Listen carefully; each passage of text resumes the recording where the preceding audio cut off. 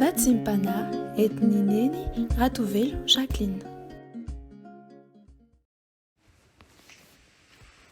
Fankehitriny Jehova o rainay ianao.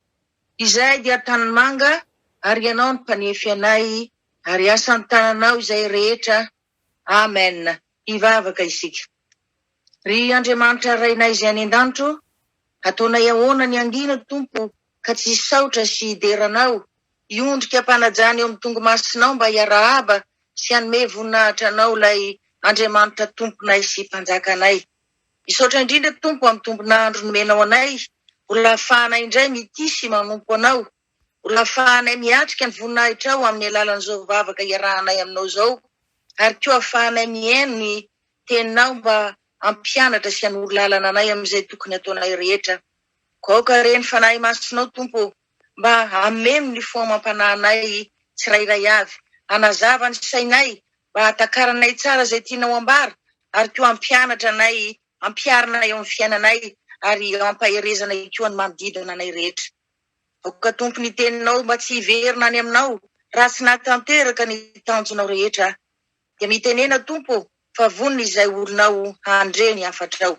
Amin'ny anaranao Jesosy Kristy masina sy be voninahitra, no angatahana izany vavaka izany. Amen.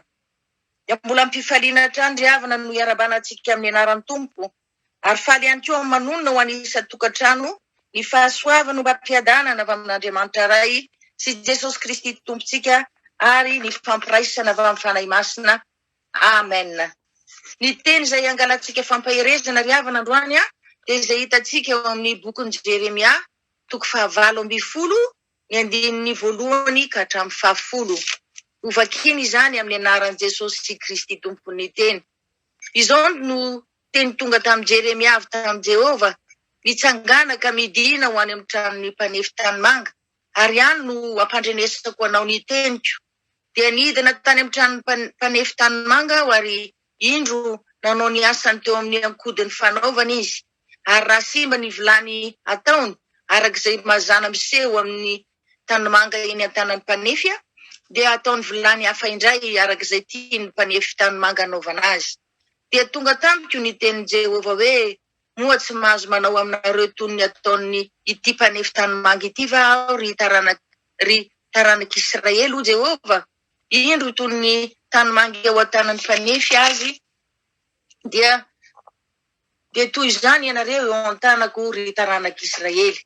Vetivety aho dia milaza firenena sy fanjakana, ongotako sy hoazerako ary horavako.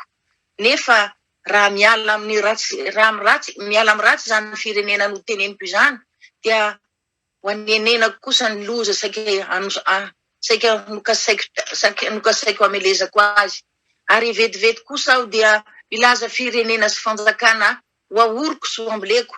Nefa raha manao izay ratsy eo masoko izy ka tsy mihaino ny feoko, dia anenenako kosa ny soa izay nolazaiko anaovako azy. Amen. Izany andinin-tsoratra masina izany indray ry havana no angalantsika fampaherezana amin'ny alatsinainy maraina ity. Raha nirahin'Andriamanitra natona an'ilay mpanefy tanimanga Jeremia ry havana, ny antony dia satria tiany ho hitany tsara mihitsy ny fomba fiasan'ilay mpanefy tanimanga, ary tiany ihany koa ho takany sy hazava tsara amin'ny Jeremia hoe toy izao ny mpanefy tanimanga rehefa miasa.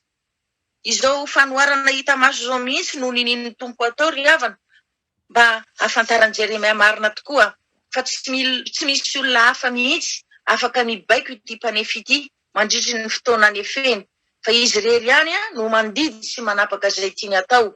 Izy no manam-pahefana amin'izay zavatra ataony, fa tsy misy olona na dia iray aza afaka hiditra mitsehatra na hisalovana amin'ny asa izay ataony rehetra. Dia ampahafantatra amintsika ihany koa ry havana Andriamanitra fa izy rery ihany no mandidy sy manapaka ny zanak'Israely iray manontolo. Izy no nahary sy mamorona azy, ary tsy ny zanak'Israely irery ihany, fa ny firenena rehetra manerana an'izao tontolo izao mihitsy dia nohariany avokoa, ary ananany fahefana tanteraka koa, araka ny teny izay hita ao amin'ny tantara 2:20 manao hoe: Andriamanitra no manapaka ny fanjakana rehetra, ary ao an-tanany ny hery sy ny fahefana, ka tsy misy mahasaka anazy.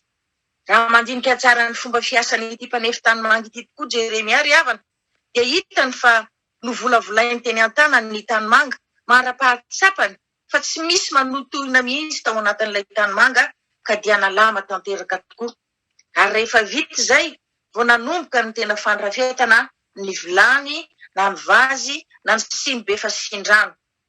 Ny zavatra fantatra nefa dia izao, ninona zavatra nataon'ilay mpanefy tanimanga dia tsy nijanona izy raha tsy vita tsara sy afaka tanteraka tamin'ny asany. Kanefa raha sanatria kosa nisy zavatra tsy nety tamin'izay zavatra vita dia tsy niahotra koa ilay mpanefy noravainy ary dia nanao vaovao indray izy araka izay mampandrosaina sy nahafapo azy tanteraka. Raha toa nefa ka namerinasa toy izany ity mpanefy ity ry havana, tsy afaka hiteny mihitsy isika hoe tsy mahay na tsy mahomby ilay mpanefy. Mifanohitra amin'izany mihitsy ary ny zavatra tsapa satria hita tokoa fa olona tena tsy mba nitsitsy fotoana mihitsy izy teo amin'ny asa izay nataony.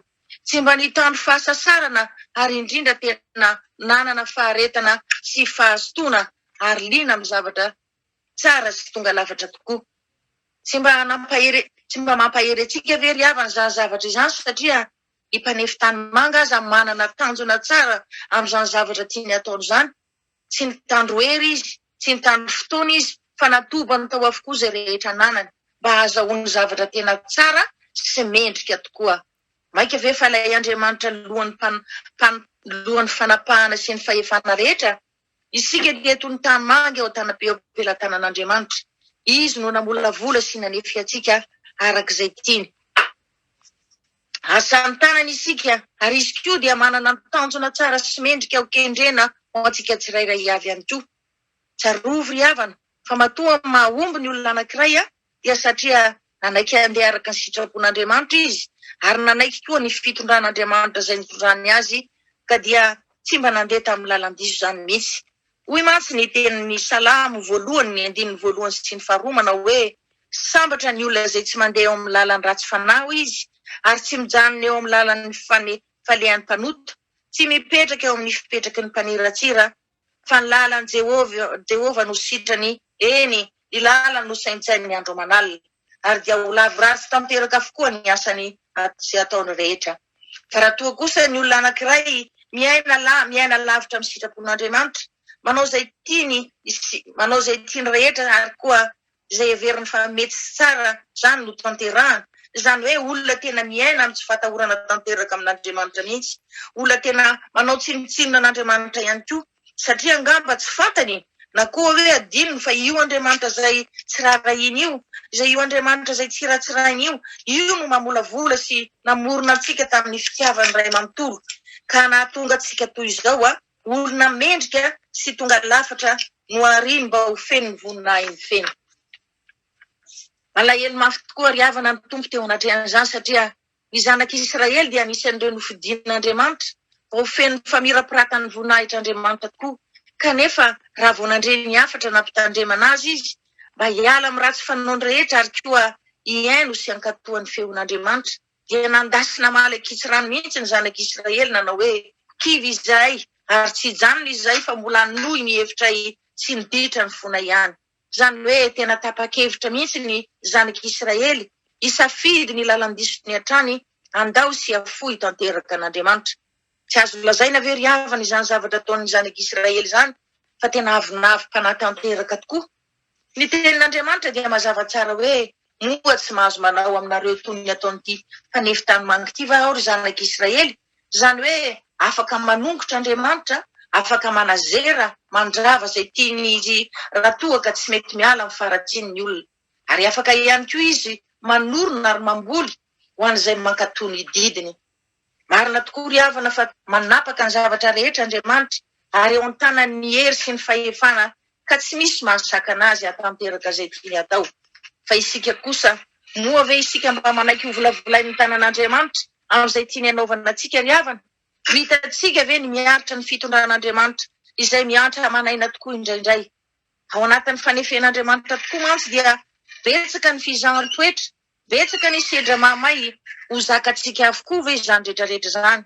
Sasao sanatria isika handa sy hanohitra ny fikasan'Andriamanitra tahaka an'ireo zanak'Israely. mety eo anatin'ny fizaham-toetra mahamay tokoa isika ry havana amin'izao fotoana izao, kanefa azadina fa ny zavatra rehetra dia miara-miasa soa izay tian'Andriamanitra. Ary izy koa dia manana ny hevitra heveriny antsika tsirairay avy, manana ny tanjony tsara ihany koa izy ho antsika, dia mba hitondra fiadanana ho antsika zanany rehetra. Koa mety iza ry havana amboarina, mety iza olo tefeny ampitiavana fahoriana kely ao, dia tsy maintsy ho fantatsika tsara tokoa ny ao am-pon'Andriamanitra, dia mba hoeniky ny voninahitr'Andriamanitra tanteraka ny fiainantsika ray manontolo, satria zanany isika asa ny tanany ary tiany sy tsy fony ihany koa. Hivavaka isika. Ry tomponay sy mpanjakanay eo, mankasitraka indrindra izahay fa mbola tsy nafeninao taminay zanakao ny sitraponao androany, tamin'ny alalan'ny fanoharana hita maso, dia ilay mpanefi tanimanga. Tianao tokoa mantsy ambara aminay, fa izahay dia toy ny tanimanga eo an-tanan'Andriamanitra, ilay mpanorona, mpamolavola ary mpanefi anay mba hahatonga anay olom-banona sy mendrika ho feno ny famirapiratany voninahitr'Andriamanitra eo amin'ny fiainanay rehetra. Malahelo nefa ianao tompo malala satria izay koa ane dia toy ny zanak'Israely, madipo tsy mety miaino sy mankatoy ny didinao. Koa izany no mamenatra anay tompo, izany no mampangay ahy anay ankehitriny. Matahotra izay satria fantatray fa Andriamanitra manapaka ny zavatra rehetra ianao, eo an-tananao avokoa ny hery sy ny fahefana rehetra mba hahafahanao manao izay tianao rehetra atao. Koa mifona re mibabokelo tompo malalo, mandra fo dia mamelany elokay, ary barakofo ny fanahy masinao koa izay tompo, ampianatra anay izay rehetra tianao tanteranay, mba hanafaka anay amin'ny herinay rehetra, ary indrindra mba hitahiry anay ao aminao mandrakizay. Amen. Raiso ny tsodranomasina avy amin'Andriamanitra raitsika. Ho aminareo ane ny fahasoavan'i Jesosy Kristy tompo, sy ny fitiavan'Andriamanitra ray, ary ny firaisana avy amin'ny fanahy masina. Ho tanteraka tokoa izany amin'ny anarany iray sy ny zanaka ary ny fanahy masina. Aleluia. Amen.